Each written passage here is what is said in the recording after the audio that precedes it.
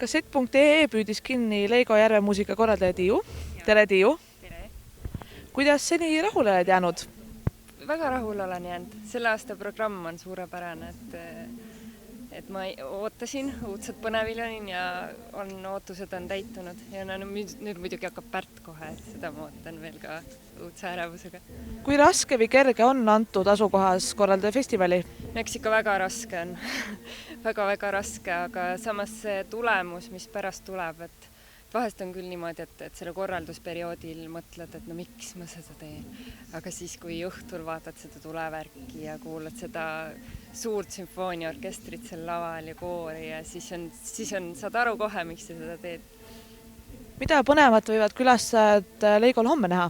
No homme on fantastiline see, et meil on festivaliorkester, et sellega iga festival just uhkeldada ei saa, et me oleme juba Tallinnas 3 päeva proovi teinud ja nüüd homme nad astuvad üles, et see on väga kihvt.